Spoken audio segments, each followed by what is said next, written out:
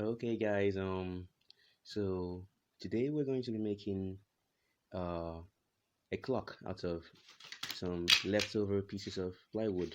Like I said, this is 2 millimeter thick plywood, and these are just some scrap pieces left over from some of my previous projects. If you can see, some of them already have markings, and some of them were broken, some of them were cut off. So today we're going to be looking at these pieces. Actually, I got a lot more over here. Yeah. But we're gonna be looking at these pieces and we're going to arrange them. Now, first thing you're gonna want to do is you're going to want to make a square, whatever size of square you want. But I'll be using a square of 20 centimeters by 20 centimeters. So once you have that in mind, you have to get your artistic skill into place. You're going to want to arrange these pieces of plywood in such a way that they will give you a square. Okay. Now let's quickly do that and see the arrangements I can put up with this.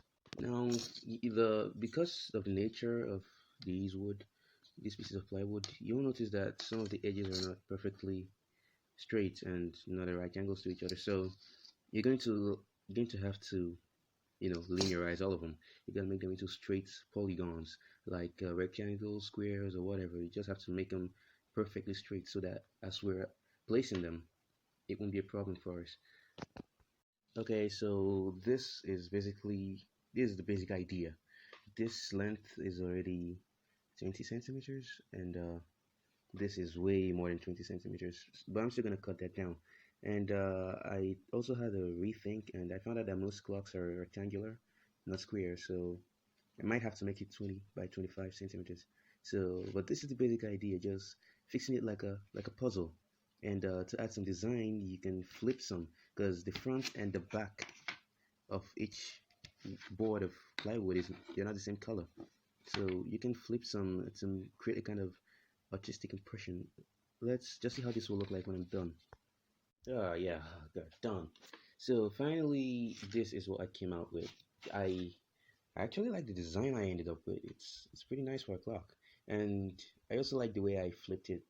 Flipped some of the boards around because I don't intend to paint this stuff. So you can use either side. Both of them have real pretty designs.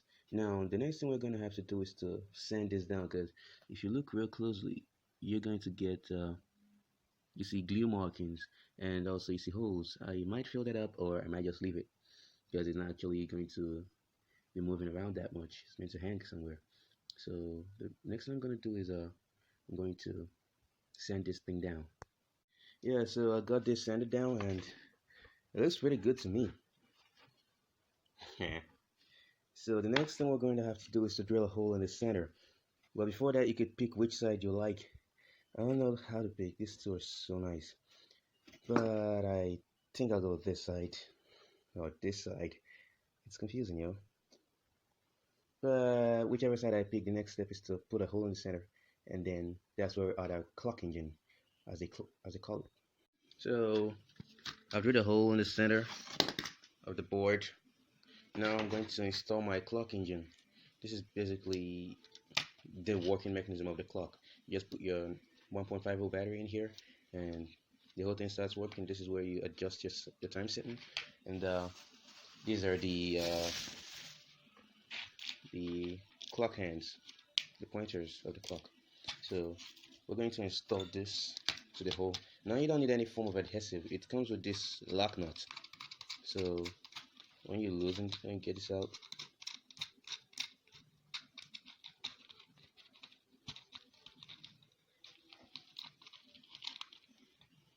you get the washer out too, and then you basically just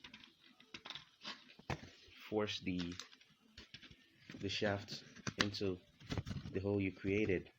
So after installing this, you just put your washer and your nut back on. You put the washer in, and then this is a nut. Just put it back on. You screw that tight, and it just stays in place. It doesn't fall off. So now we're going to install the hands of the clock, and this is simply how it goes. The the R hand, which is the shortest of all, goes in first. Put that in there.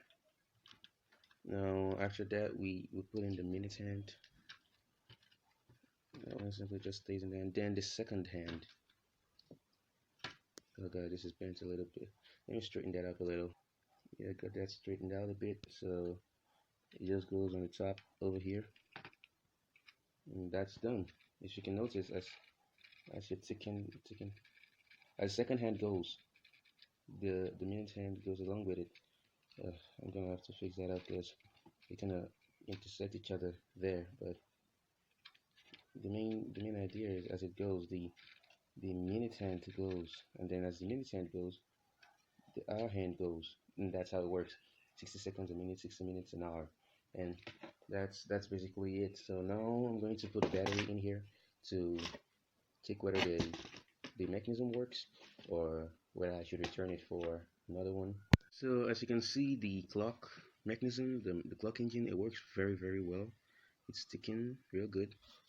Yeah, I got the battery installed. Now all that is left is to calibrate this stuff.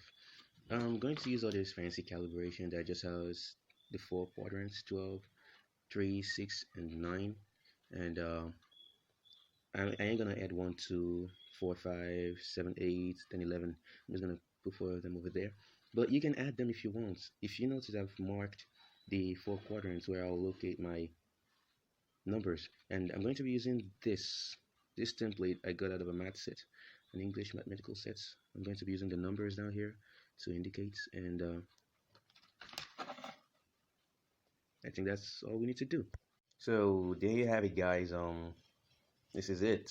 I added some designs, as you can see, to the edges, and that's basically all you need to know about making a clock. Well, the design aspect, you can use any design of your choice. I just picked this one because it felt good. So that's it. Another thing you're gonna have to do anytime you want is you can drill a hole at the top if you plan to hang this stuff. If you just plan to keep it standing, you can, you know, just leave it like this, but you can drill a hole up above 12 if you're gonna be hanging it on a wall or something. So thanks, guys. Watch out for my other videos, and make sure you like, comment, and subscribe. Okay, thanks.